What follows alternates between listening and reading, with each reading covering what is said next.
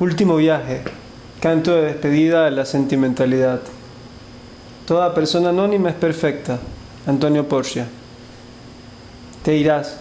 Sentimentalidad, te irás. Tu barco espera en el puerto de los años idos. Te vas. Sentimentalidad, te vas. Sola te vas, sin saber de qué están hechos mis pulmones. Cuando llegues a la otra orilla, habla bajito. Abraza a ese muchacho que ha olvidado el lugar de su casa. Dile a los escapados que en alta mar nadie va a alcanzarlos, que ningún fantasma los persigue, que pueden hundirse en paz. Querida mía, soltaremos juntos las amarras, los candiles del faro anunciarán este último viaje. Recogeremos el rigor en los caparazones de un cangrejo olvidado por tu niño. Subirás el ancla. ¿Cuándo dejaremos de llorar por dentro? Debes irte ya y borrar de nuestra memoria todo el drama aprendido. Una por una las puertas las ha ido cerrando el viento de las horas. Se va, la sentimentalidad se va. Me ha vuelto un no lugar, una sala de espera donde nadie espera, un terminal donde nadie se va y nadie llega, un hombre sin historia que solo ha sabido renacer en cada página que escribe, siempre a pedazos, siempre en retazos. En esta fiesta ya no queda un solo recuerdo despierto. Todos van dormidos en el vientre de la sentimentalidad. He aquí conmigo el último vestigio. Con mi provisional disfraz de enamorado me dispongo a hablar de ella con la brisa y sus arcanos. Querida y vieja amiga, ¿te vas sin siquiera mostrarme el espejo donde otros se ven? No aprendí a escribir un poema para todos y eso me avecina la vergüenza. Aquí se viaja sin moverse. Allá las olas me bautizan los ancestros. En el silencio del agua nos iremos, suaves y callados sobre la estela de esos cuerpos que no regresarán. Sentimentalidad, vas a librarme con tu viaje. Sacarás de mí todos los planetas muertos. Te rodearán otras montañas, flores bendecidas, una nueva herencia. Nada que enseñar, mucho que aprender. Nada que decir, mucho que escuchar. Me repites antes de embarcarte. Dejaré de insistir en el deseo del milagro permanente. Este poema lo escribo para quien apenas aprende a despedirse. Bitácora del marinero que mancha su horizonte con acuarelas vírgenes. Ve, viaja y vuélveme un perfecto anónimo. Regrésame a la sombra original. Irás donde se halla la alegría completa, donde se encuentra el niño que no pregunta. Al disiparse las velas más allá de mis ojos me alejaré de las palabras imposibles. Desapareceré en el reino de las dudas. Todos los poemas son sombras de un árbol invisible. Mudaré de constelación mi deseo. Mis manos buscaron deletrear el mar. Ahora viajarás sola sobre su alfabeto. Morirás ante sus ojos de estrella abierta. Ya no seré más un monje mendicante, quizá una gota cayendo en la sequía o campo florido de frutos y cereales. Cuando ya no recuerde tus palabras, firmaré una tregua y detendré mis manos y mis súplicas. En el silencio nos haremos uno con su secreto nombre. Viviremos la noche como dos enamorados que no buscan dibujar su luz sobre la piel de las bestias. Atesoraré el pájaro de nuevo y sereno reposaré con él en el nido de los sueños. Borraré testigos junto al fuego, quemaré la fibra de los primeros miedos. A destiempo vas, sentimentalidad mía irás, a cubrir de algas el rostro del amor y sus pasados. Cuando despierte el ángel nada será extraño. Adiós, tus piedras ya no golpearán mis dientes.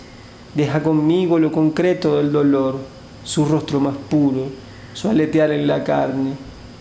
Lo incierto de mis pies no dejará otra huella en el camino blanco.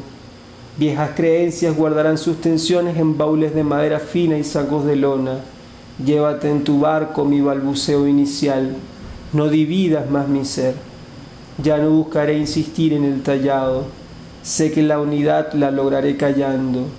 Te prometo, sentimentalidad mía, que cuando oiga al pájaro de nuevo, lo dejaré escaparse sin escándalo y sonreiré. Juntos sabemos que la vida es más bella en la renuncia.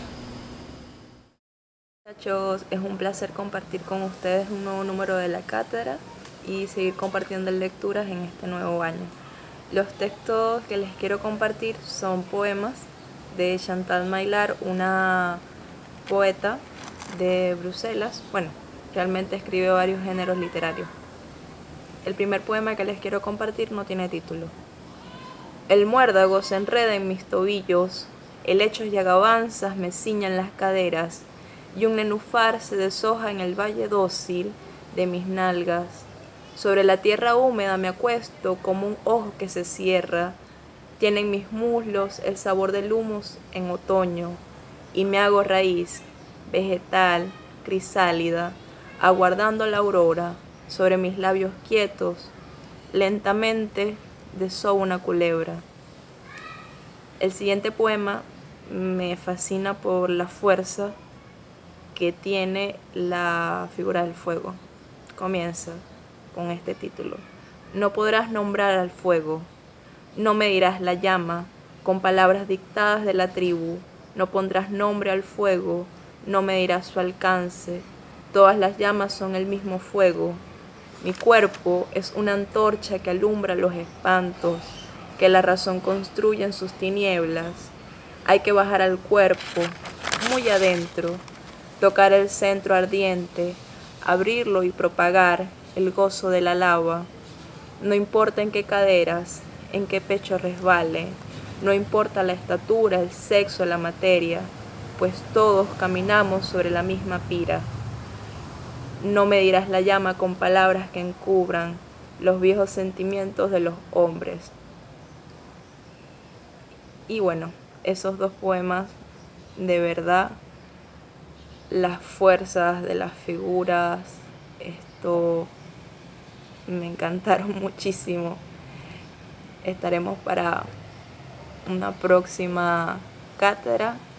Saludos, espero oírlo a todos. Hola muchachos, una vez más aquí con ustedes desde San Diego, en la Sierra de Falcón, Venezuela. Quiero mostrarles este hermoso paisaje y quiero compartir con ustedes un texto que me causa mucha risa por lo irónico y lo sarcástico que resulta Augusto Monterroso en la mayoría de los textos de este libro, y que además esos tratados sociales, esos tratados de reflexión en la humanidad son meramente importantes a la hora de reflexionar considerando la literatura y en este caso la ironía y el humor con el que se presentan. Monólogo del mal. Un día el mal se encontró frente a frente con el bien y estuvo a punto de tragárselo para acabar de una buena vez con aquella disputa ridícula. Pero al verlo tan chico, el mal pensó: esto no puede ser más que una emboscada, pues si yo ahora me trago al bien, que se ve tan débil, la gente va a pensar que hice mal. Y yo me encogeré tanto de vergüenza que el bien no desperdiciará la oportunidad y me tragará a mí, con la diferencia de que entonces la gente pensará que él sí hizo bien, pues es difícil sacarla de sus moldes mentales consistentes en que lo que hace el mal está mal, lo que hace el bien está bien. Y así el bien se salvó una vez más. Espero que les haya gustado el paisaje, el texto de Augusto Monterroso. Hasta una próxima oportunidad.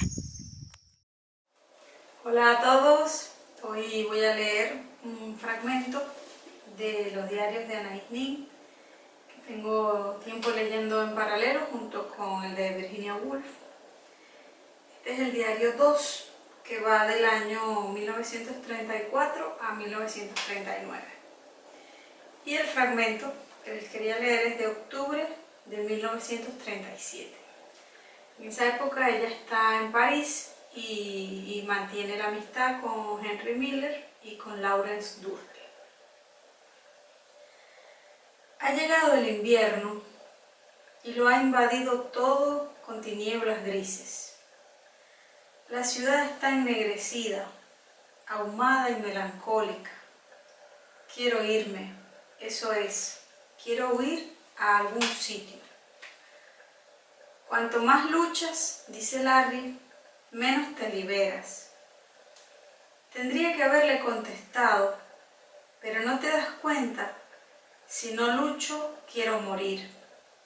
La lucha me hace revivir, me da esperanza. En cuanto me tiendo y estoy quieta, me desespero. De ese fragmento de conversación con Laurence Durrell, me gusta mucho ese diálogo en el que ella plantea que aunque el punto de vista de Durrell es que luchar como que te hace estar más preso o más oprimido, ella en cambio lo que piensa es que la lucha es lo que la mantiene viva, lo que le da esperanza. Entonces me gustó ese contraste ahí de pensamientos y de posiciones, ¿no? Luego habla de otro amigo que se llama Morikant. Dice, la conversación con Morikant es esférica, hace enormes elipses, salta al baño turco de Marruecos en el que un guapo muchacho le hizo un masaje con tanta eficacia que Morikant tuvo que escaparse. Toda su cara expresa que no se escapó, toda su cara queda iluminada por el recuerdo del placer que no quiere reconocer. Si se insiste, es posible hacerle confesar que volvió a ver al muchacho, pero es imposible sacarle nada más. Cuando Morikant habla de todo esto, sus ojos admiten la perversión, y es fácil imaginarse a Morikant y al muchacho juntos, porque el placer de su narración no era de espectador, sino de participante. Pero no dice nada que demuestre que Morikant fue algo más que un mero espectador. Solamente lo afirma la neblina sensual de sus ojos, la neblina del recuerdo placentero. Habló como un frôleur, como un voyeur. Sus palabras estaban llenas de imprecisiones, de excitación irreal, de placeres no formulados que no llegaban nunca a cristalizarse en un acto. Pero el rápido y esclarecedor A que pronunciaba ante la menor señal de una aventura era tan expresivo que ni hacía falta proseguir. Era como si Morikant supiera ya todo lo que hay que saber o experimentar. Al mismo tiempo me pareció que lo que producía aquella sensación era la exageración y la deformación de los incidentes a través de su imaginación, que no era en cambio fruto de la masa real de experiencias. Cada una de las escenas a las que se refería las exageraba, las aumentaba inmediatamente, y el sentimiento de culpa que acompañaba sus explicaciones no hacía sino reforzar las connotaciones de misterio, terror y perversidad. Pensé en esas enormes norias de las ferias que te llevan de viaje en unas pequeñas jaulas que te dan la ilusión de un vasto viaje circular. Morikant te recoge al borde de esta rueda, te da vueltas en el espacio y te deposita de nuevo sin permitirte ni un solo momento acercarte lo más mínimo al centro de la rueda, a su mecanismo, a su eje. Morikant se queda en el centro y lanza serpentinas de hierro que dibujan círculos, y su cara se ensombrece tras la noria en movimiento. Morikant evita mostrarse sin esa protectora noria de conversación que da vueltas a su alrededor. Lleva a la gente alrededor suyo siempre a la misma distancia. Destruye las leyes humanas que permiten a la gente chocar, sentir el aliento del otro o pasar por la misma calle. Quebranta las leyes humanas para establecer una especie de sistema estelar fijo. Solo utiliza las palabras para oscurecer la pista de sus huellas, en lugar de permitir que revelen su yo. Así evita que alguien se acerque demasiado al centro, a él. Bueno, me encantó esa descripción del personaje de su amigo Morikant, ¿no?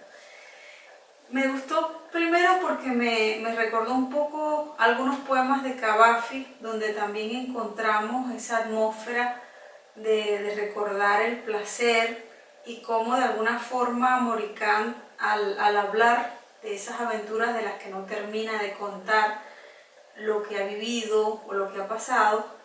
Sin embargo, sugieren y revelan, aún a partir de lo que él oculta, ese placer o todo lo que supuso para él esa experiencia sensual. Entonces me gustan mucho esas acotaciones que ella hace a su diario, que Morikán dice que él tuvo que escapar y ella dice toda su cara expresa que no se escapó. Toda su cara queda iluminada por el recuerdo del placer que no quiere reconocer. Entonces eso también de que su narración revela que no era un espectador, que era un participante. Y el hecho de que como que da y guarda en un mismo gesto sobre los hechos de su vida. Me gusta también esa imagen que ella escoge de la noria para explicar cómo siempre el que lo escucha está como en los bordes de esa noria y no se le permite, él no permite nunca que se acerquen hasta su centro, ¿no? Hacia su verdad. Entonces, bueno, de verdad que me encanta este diario, me gusta mucho cómo narra, es una narración como muy humana, muy fluida, muy cercana, pero a la vez como que logramos percibir algo de lo que fue la vida de Anaïs Nin en esa época, dentro de este conjunto de personas que la acompañaban. Hola amigos, soy María de los Ángeles y hoy voy a leerles una historia de mi autoría que se llama Hurtadillas. Todo comenzó cuando Azucena cumplió 10 años. Con esta tierna edad vinieron también las responsabilidades. De ahora en adelante deberás regar las plantas todos los días. Dicho esto, su abuela se fue a la iglesia y Azucena se quedó sola en la casa. De todo el día, este era su momento favorito. Le gustaba jugar en el patio, internarse en la profundidad de ese pequeño bosque e imaginar que era una excursionista de la selva amazónica. Exploraba cada corteza, trepaba por las ramas, olía las flores, chupaba el néctar de las isoras o entonces le arrancaba la naricita de los hibiscos y las ponía sobre la suya, imaginando que era Pinocho. Así, jugando, se le pasaban las horas. Pero esa tarde había olvidado algo. Pasó por alto su nueva responsabilidad. De modo que cuando su abuela volvió y percibió que la tierra estaba seca, se dio cuenta que Azucena no había hecho lo que le había encargado. Entonces le dijo: para que sepas lo que ellas sienten, esta noche te quedarás sin cenar. Aquellas palabras fueron como un látigo. Su tierno corazón no podía aguantar los regaños de la persona que ella más quería. Pero el castigo surtió efecto. Aquella noche de hambre y llanto le enseñó para siempre que las plantas también tienen que comer. Y así, aprendida la lección, fue creciendo y se convirtió en una mujer con vocación vegetal.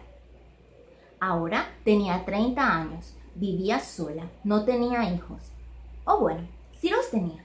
Para ella, cada una de sus plantas era como una de sus hijas. Las regaba, les compraba abono, las podaba con cada luna.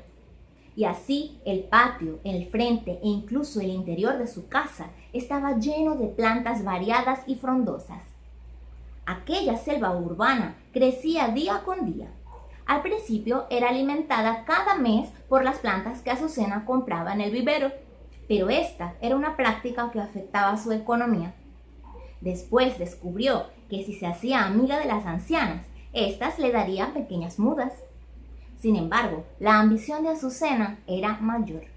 Percibió que había otra forma de adquirir plantas sin tener que pagar por ellas.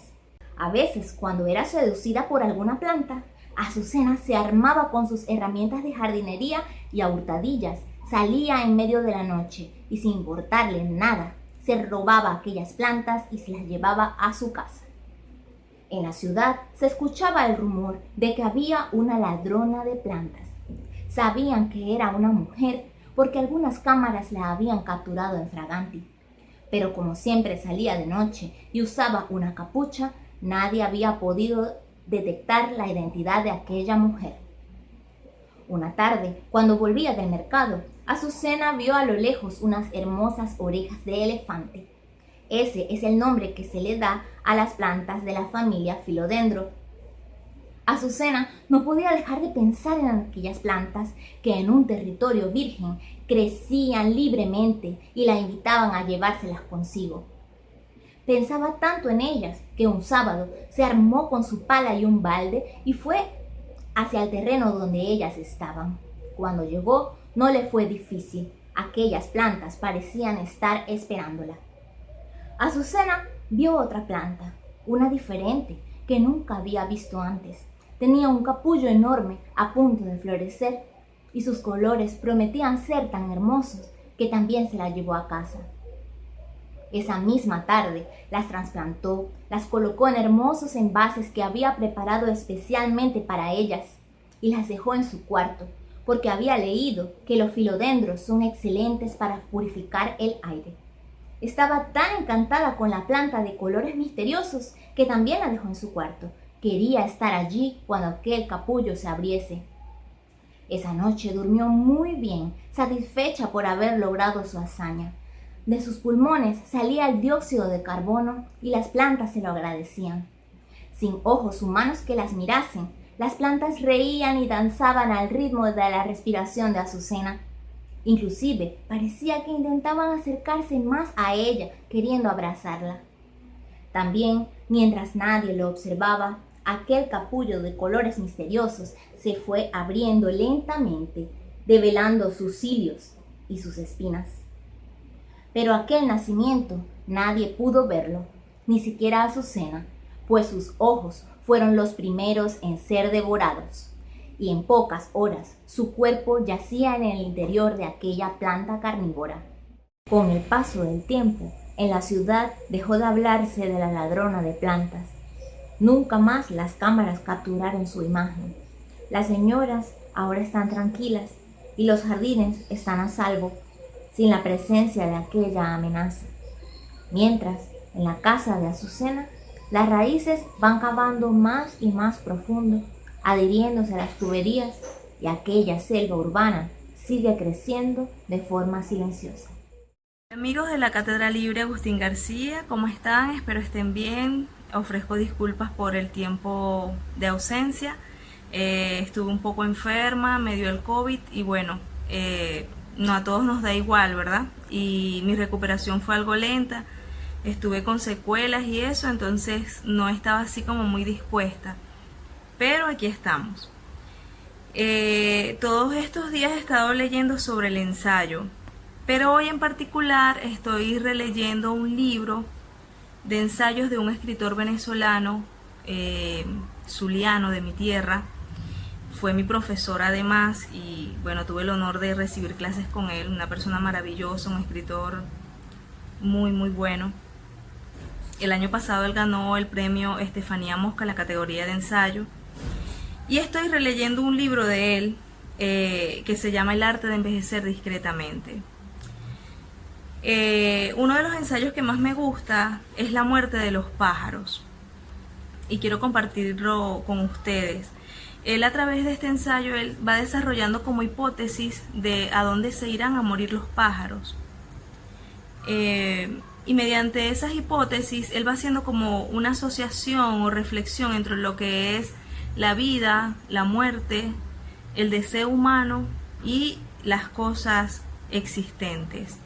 Y todo lo hace a través del símbolo o el significado de la palabra pájaro, una forma muy bella me parece a mí. Y bueno, voy a compartirlo con ustedes, no es muy largo, se los voy a leer. La muerte de los pájaros, de José Javier León. No llega allí la muerte. Un día, un pájaro sorberá el corazón de nuestra casa, mas no conoceremos el olvido, seremos la sustancia de su vuelo. Aquiles Nazoa, Los poemas. Desde hace algún tiempo, una pregunta me ronda el corazón. ¿A dónde van a morir los pájaros? Mientras no sepa la respuesta, poseeré la vida y la desaparición de los pájaros, una hermosa metáfora. Existe un lugar, ex urbis, donde se retiran a morir, lejos de las miradas humanas. un lugar no tocado ni visto por hombre alguno, un lugar virgen, un lugar desconocido. ¿Tiene lugar ese sitio? Debe tenerlo, porque en él se pudren sus cuerpos. En él pasan naturalmente a la tierra, al agua, al aire, a los elementos. Ese cementerio innominado es desconocido por los hombres, existe solo por sus cuerpos, más allá de la palabra humana que los nombra. Si no lo nombra palabra humana, existirá hasta que uno de nosotros se tope con él y vuelva a la ciudad con la noticia de que hay un lugar cerca o lejos de aquí lleno de pájaros muertos. De suceder, dejaría de hacerme la pregunta. Sostengamos, sin embargo, la incertidumbre de que ese lugar no lo ha visto ningún hombre, no tiene nombre, no existe para nosotros, solo para los cuerpos de los pájaros que se van a morir en él. Ahora bien, ¿queda algún sitio sobre la faz de la tierra virgen? Y precisamente en ese sitio van a morir todos los pájaros de todas las ciudades que sienten la hora de su muerte. Soy de la idea de que cada ciudad tiene su ignoto cementerio de pájaros. ¿Pero dónde? Una ciudad es el centro de una tupida red de cosas humanas. Ninguna está rodeada por un río impracticable de miasmas. Los pájaros, al salir fuera de la ciudad, topan con otra. No hay un sitio afuera que no haya sido tocado o visto por al menos un hombre, una sola vez al menos. Los pájaros, en efecto, no se van a morir afuera, se quedan adentro, a morir en la ciudad, en un sitio no tocado ni visto por hombre alguno. Los pájaros se van a morir en un sitio no nombrado, desconocido, más allá del lenguaje. Los pájaros, incluso en cautiverio, no existen. Se sostienen precariamente, duran el tiempo que los vemos. Cuando desaparecen de nuestras vidas, mueren. Ver dos veces al mismo pájaro es imposible. El pájaro que vimos, al dejarlo de ver, aún en una fracción de segundos, muere y es sustituido por otro jamás idéntico. Si el mundo cerrara al unísono los ojos, todos los pájaros desaparecerían.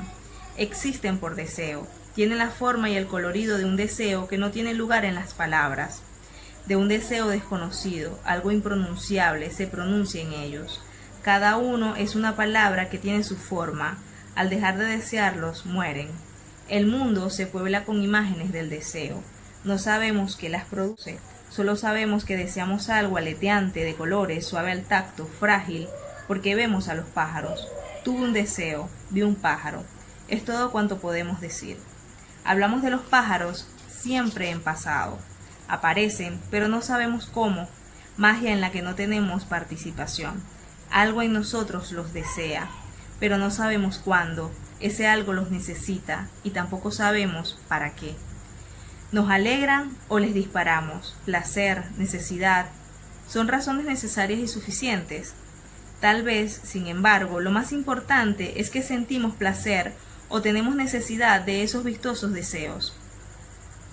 Nos alegramos y alimentamos con palabras pronunciadas por un algo en nosotros recóndito, algo que pronunció la forma y el colorido de los pájaros para saciar el hambre de infinito y el hambre del cuerpo. En un sentido estricto, nos alimentamos de palabras. En cautiverio, no siempre son los mismos a los que cada mañana alimentamos y cubrimos por las noches. Nos da, sí, la sensación de mismidad, que nos detiene a un paso de la locura. Su mismidad nos salva.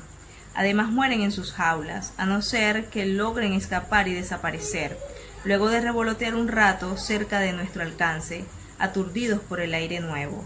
Al morir, tomamos sus cuerpos y los enterramos. ¿Pero qué enterramos?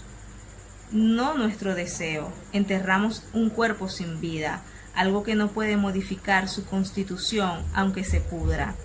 Siempre será un pájaro muerto. No enterramos la palabra pájaro. La palabra seguirá revoloteando cerca, aturdida por el aire nuevo. La palabra pájaro, el pájaro mismo, no existe sino en la libertad. Existe por el deseo. El cautiverio es una ilusión, nuestra humana forma de detener imaginariamente el vuelo de la palabra. En una jaula encerramos una incesante metamorfosis. Si nos sentamos ante una pajarera, contemplaremos las eras eólicas, los desvaneos del tiempo, los multiplicados segundos, nuestras vertiginosas vidas. La muerte del pájaro es desaparecer más allá del lenguaje. El que cae desplomado al fondo de la jaula es un cuerpo desanimado, aunque alguna vez bulló nuestro deseo. No enterramos al pájaro, sino la materia orgánica que silabea su propio alfabeto. El dictado de la corrupción, decir pájaro muerto, incluso el pájaro ha muerto, es un anacronismo. Condición de pájaro es la libertad, el deseo, la vida, la muerte. Corresponde a lo desocupado por la palabra pájaro. Ese cuerpo al fondo de la jaula ya no es un pájaro, es un cuerpo inerte e indeseado. De ahí que muy pocos se alimentan con pájaros, regularmente comen materia muerta que alguna vez fue sede del deseo. En el que el que se alimenta con pájaros lo siente dentro, se aligera, come su gracia nominal. Si existir es permanecer en el ser, ¿qué existe de los pájaros? Lo anterior nos convida a decir que existe su gracia nominal, el deseo momentáneo, pasajero, raudo que les da la vida. Existe el pájaro al ser nombrado, cuando el verbo lo despliega ante nosotros. Existe lo que vemos con los ojos del deseo, lo que ve nuestro deseo. Solo existe el deseo. En alguna parte se retiran a morir y solo resucitan cuando nuestro deseo los convoca. Solo se extingue un pájaro cuando muere la palabra que lo nombra, pero una palabra sola no hace el verano, y un hombre desolado no es todos los hombres. Un pájaro existe porque en el deseo de al menos uno de los hombres late el deseo distraído de todos. Existe porque hay un hombre, al menos uno, que lo desea, y en él late al unísono el deseo de todos. Si en este último hombre desaparece el deseo, todos los pájaros morirán. En un poeta viven todos los pájaros. Bueno amigos, espero les haya gustado y me despido de ustedes, ya será para la próxima. Abrazos.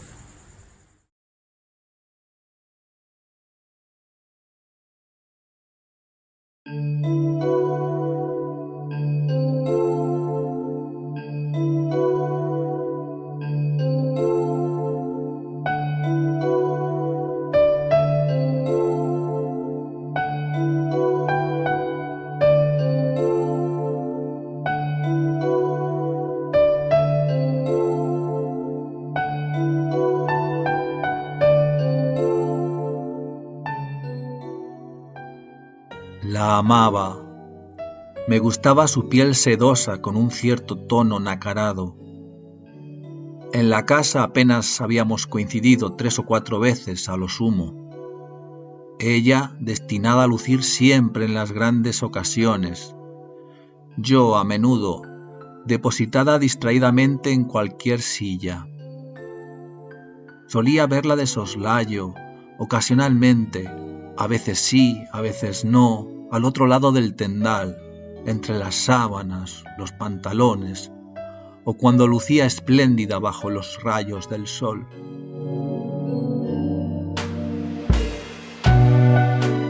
Pero hoy, por fin, coincidimos las dos solas. Todo el tendal para nosotras, al viento, alocadamente, arriba, abajo, retorciéndonos, culebreando, jugando a hacer cabriolas con el sol, rozando los tejados.